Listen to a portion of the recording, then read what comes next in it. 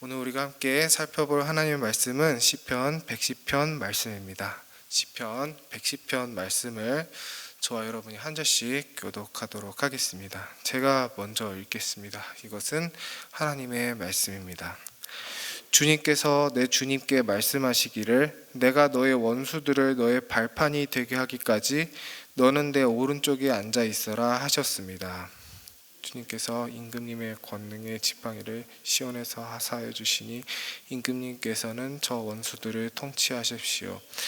임금님께서 거룩한 산에서 군대를 이끌고 전쟁터로 나가시는 날에 임금님의 백성이 즐거이 헌신하고 아침 동이 틀 때에 새벽 이슬이 맺히듯이 젊은이들이 임금님께로 모여들 것입니다. 주님께서 맹세하시기를 너는 멜기세덱을 따른 영원한 제사장이다 하셨으니 그 뜻을 바꾸지 않으실 것입니다. 주님께서 임금님의 오른쪽에 계시니 그분께서 노하시는 심판의 날에 그분께서 왕들을 다 쳐서 흩으실 것입니다.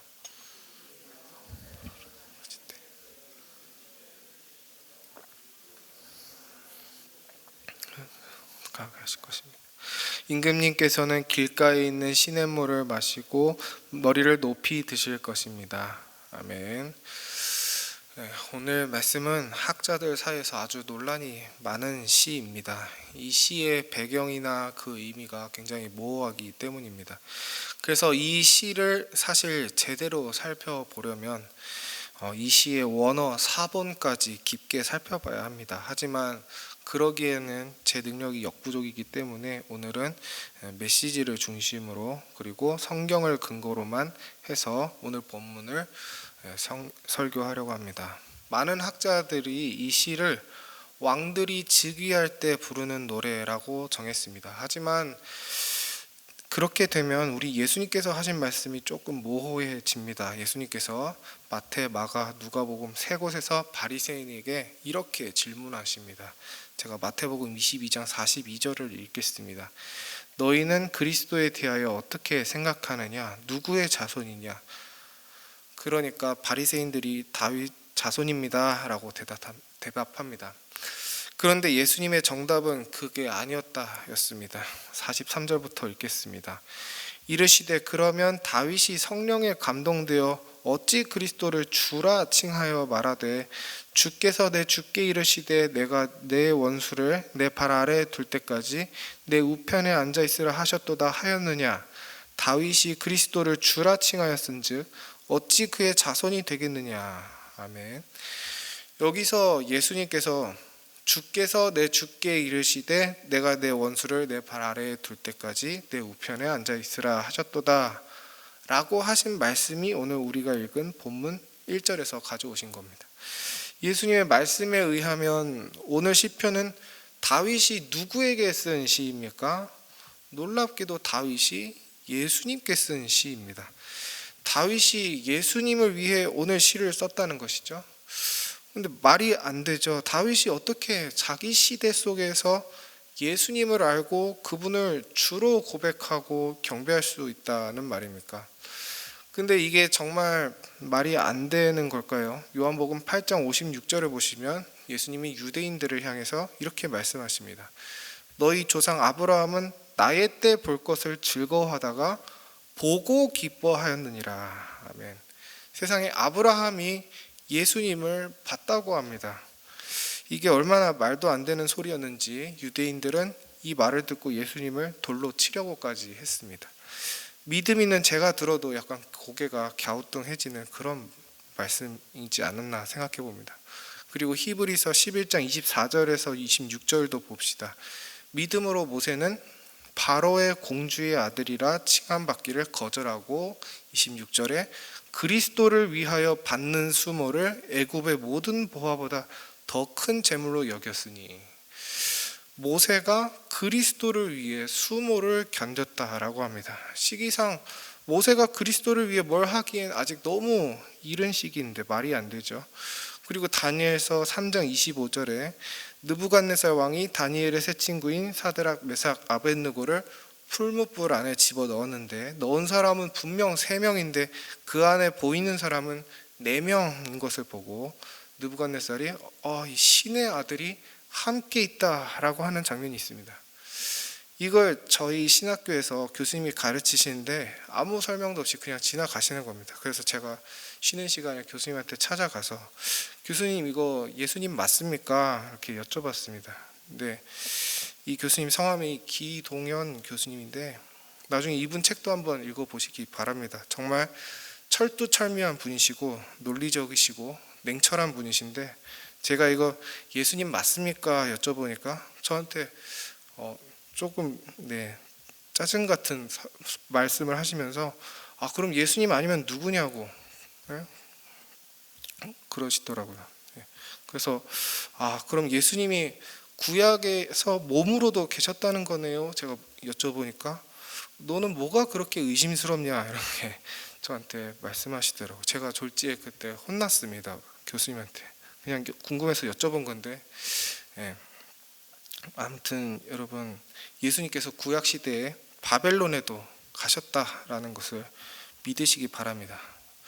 여러분 저는 신비주의라는 말이 타락한 것이 너무 안타깝습니다. 우린 사실 모두 신비를 믿는 사람들이죠. 사도신경을 믿는다면 우린 동정녀의 탄생을 믿는 신비주의자들입니다. 우린 몸의 부활과 영생을 믿는 말도 안 되는 신비한 교리를 가지고 있습니다. 사실 신비는 우리의 힘입니다. 세속에 머물러만 있다면 우린 기독교인이 아닙니다. 우린 신비로워야 합니다. 우린 세상을 초월해야 합니다. 그런데 신비를 자꾸 세속적으로 만들어서 타락시키려고 하니까 교회가 타락합니다. 내 병이 낫고 내 가난이 해결되고 그런 것들을 신비라고 생각하며 그런 것들을 간증하고 기념했습니다. 그러니까 교회가 타락하기 시작했습니다. 신비는 이 세상이 아니라 영적 세계를 위한 것인데 자꾸 이 세상에서 잘 먹고 잘 사는 방식으로 신비를 이용해 먹으려고만 하니 교회가 타락하게 되는 것이죠. 신비는 내가 잘 되라고 있는 것이 아니라 누가 잘 되라고 있는 것입니까? 예수님이 높아지고 예수님이 영광스러워지라고 있는 것입니다. 저는 오늘 말씀이 세속적인 방법으로 증명이 다 되지 못하더라도 예수님이 다윗에게 찾아오신 결과로 만들어진 신비로운 시편이라고 믿습니다. 근거는 예수님께서 지금 이 시의 왕이 자기라고 또 다윗도 그걸 알고 주라고 고백했다고 복음서에서 예수님이 말씀하셨기 때문입니다. 그렇다면 우리가 오늘 시편 110편을 보면서 어떤 경외감을 느껴야 마땅합니다. 예수님이 다윗과도 함께 하셔서 말씀하셨구나.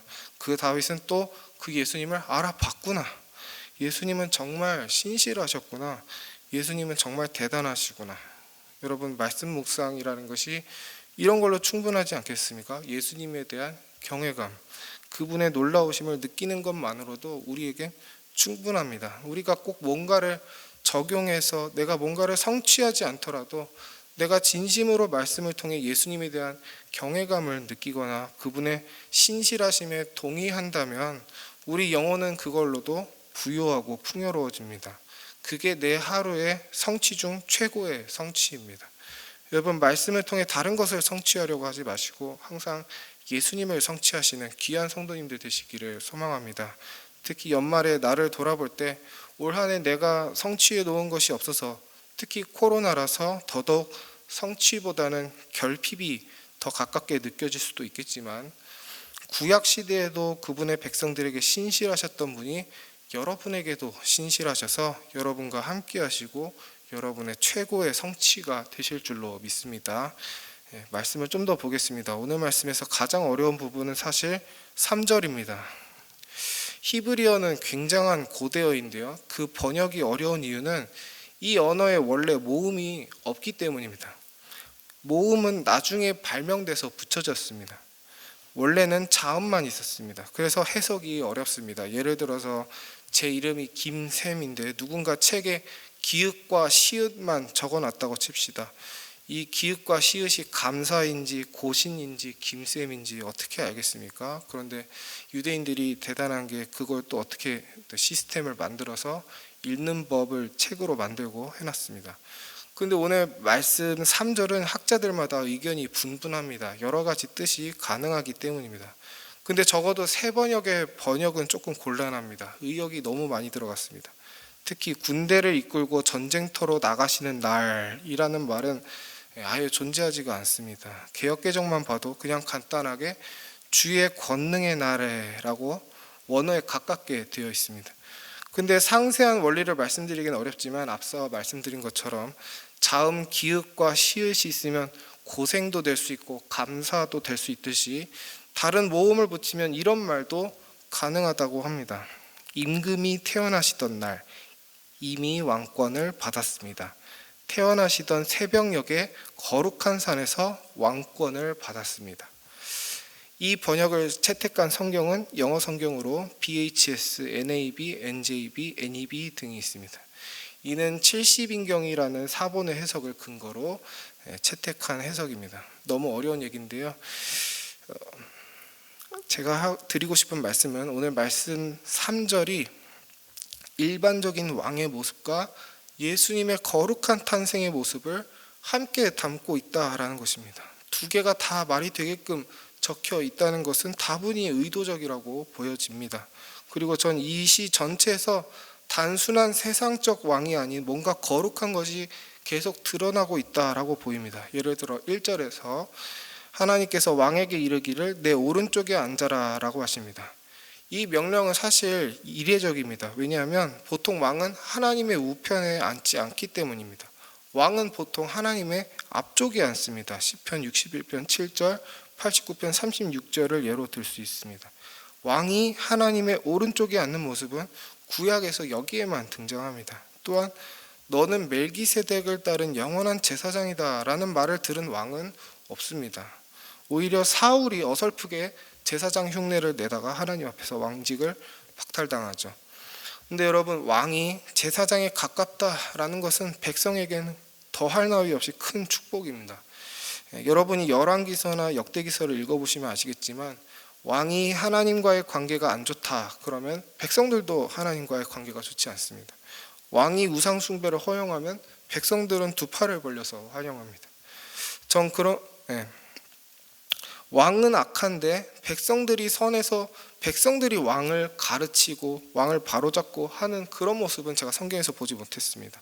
왕이 정신을 못 차리면 백성도 정신을 못 차립니다. 반대로 왕은 선한데 백성이 거부하는 모습도 제가 아직 보지 못했습니다. 왕이 회개하면 백성도 같이 회개합니다. 그러니까 왕의 영성은 곧 나라 전체의 영성과 연결됩니다. 왕은 하나님 앞에서 백성의 대표성을 지니기 때문입니다. 그런데 이 왕이 제사장처럼 거룩하다, 제사장처럼 하나님과 항상 가까이 지낸다 한다면 그 왕은 절대 멸망할 일이 없겠죠. 그 왕 밑에 있는 백성들의 인생은 아예 핀 겁니다. 멸망을 걱정하지 않아도 되는 겁니다. 그리고 이분의 제사장직이 4절에서 영원하다라고 합니다. 그분의 백성인 우리는 그렇기 때문에 성공한 겁니다. 우리가 뭘 성취해서 우리가 성공한 것이 아니라 진정한 왕직과 진정한 제사장직을 예수님이 성취하셨기 때문에 우리는 성공했습니다. 우리의 인생은 우리의 성취에 달려있는 것이 아니라 예수님의 성취에 달려있는 것입니다. 이 영광스러운 분, 하나님의 우편에 계신 분이 계신 곳, 또 다른 계신 곳이 성경에 나오는데요. 109편 31절입니다. 제가 읽겠습니다. 그가 궁핍한 자의 오른쪽에 서사 그의 영혼을 심판하려 하는 자들에게서 구원하실 것이미로다. 아멘. 하나님의 오른편에 계시던 분께서 이 땅에 내려오셔서 우리의 오른쪽에 계시게 되었습니다. 궁핍한 우리의 구원이 되기 위해서 이 험한 곳으로 오셨습니다. 예수님은 이제 앉지도 않으십니다. 예수님은 우리 오른쪽에 서 계신다라고 합니다. 은혜의 새물교회 성도 여러분, 크리스마스 이브입니다. 여러분 곁에 서 계시기 위해서 이 땅에 오신 예수 그리스도로 인해 감사하는 오늘 하루가 되시기를 소망합니다. 여호와여, 사람이 무엇이기에 주께서 그를 알아주시며 인생이 무엇이기에 그를 생각하시나이까. 아멘. 여러분, 내가 잘 되는 게 신비가 아니라 하나님이 나를 사랑하신다는 게 가장 큰 신비요 미스테리입니다. 갑자기 돈이 많이 생기는 게 기적이 아니라 내가 하나님의 사랑을 받았다라는 게 가장 큰 신비한 기적입니다. 이번 크리스마스에 그 기적이 우리 마음속에서 새롭게 되기를 소원합니다. 나의 왕, 나의 제사장으로 인해 풍요로운 크리스마스가 되시기를 바랍니다. 말씀을 생각하며 기도할 땐 하나님, 나에게 멸망하지 않는 거룩한 왕을 주심에 감사합니다 라고 감사하면 좋겠습니다. 그래서 혹시 나에게 지금 멸망이 가까이 있는 것처럼 느껴진다면 그 멸망이 어떤 멸망인지 돌아보고 왕이신 예수님을 붙잡음으로 이겨내게 해달라고 기도하면 좋겠습니다. 매주 금요일은 목장 모임을 위해 기도하는 날입니다. 비록 모이긴 힘들지만 우리 목장이 서로가 서로에게 기도와 따뜻한 격려로 힘이 될 수 있는 형제의 모임이 되게 해달라고 기도하면 좋겠습니다. 그리고 다가오는 크리스마스 성탄 예배, 성구 영신 예배, 세겹제율 기도회를 위해 기도하면 좋겠습니다. 우리가 한 해를 하나님 안에서 마무리하고 시작하기를 즐거운 마음으로 하게 해달라고, 그래서 한 해 전체를 하나님께 드리기를 주저하지 않는 믿음의 교회가 되게 해달라고 기도하면 좋겠습니다. 그럼 이 모든 것을 위해 기도하신 후에 각자 기도 제목으로 기도하시고 세상 속으로 나아가시기 바랍니다. 기도합시다.